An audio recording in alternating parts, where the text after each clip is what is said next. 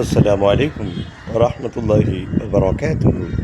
உங்கள் அனைவரின் மீதும் ஏக இறைவனின் சாந்தியும் சமாதானமும் உண்டாகட்டுமாக. சிந்தனைக்கு சில மணித்துளிகள். இரவு ஒரு 10:30 மணிக்கு மேல் ஒரு கடை தெருவில் கொஞ்சம் வயதான ஒரு அம்மா,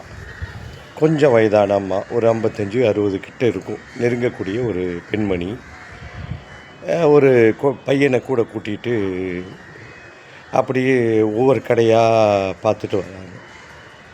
அவங்க ஏதோ தேடுற மாதிரி தெரியுது, ஏதோ தேடுறாங்க அப்படின்னு நான் தெரிஞ்சுக்கிட்டு, சரி நம்மளால் ஏதோ உதவி செய்ய முடியுமா அப்படின்ட்டு நான் வண்டியில் வந்துட்டு இருந்தாலும் வண்டியை நிப்பாட்டி, என்னமோ தேடுறீங்களே அப்படின்னு கேட்டேன்.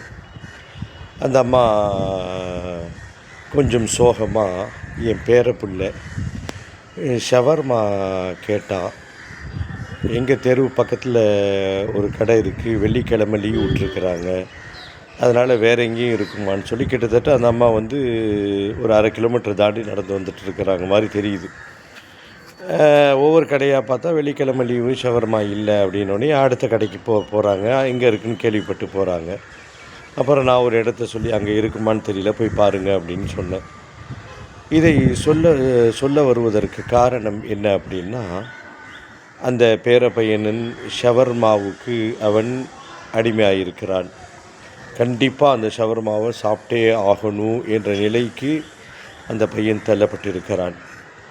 இது இன்றைய காலத்தில் இருக்கக்கூடிய அந்த குழந்தை பருவத்தில் வளரக்கூடியவர்களுக்கு இது ஒரு பெரிய சிக்கலாகவும் சவாலாகவும் இருக்கிறது.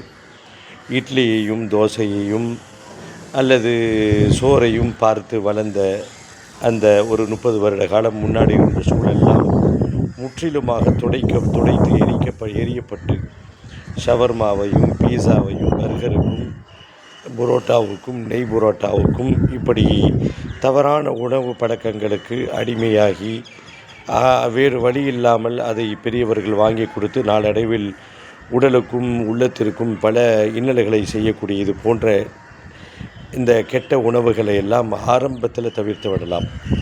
கொஞ்சம் அவர்களுக்கு மாற்று பாதையை காமிக்கலாம், அல்லது வாங்கி கொடுக்காமல் இருக்கலாம்.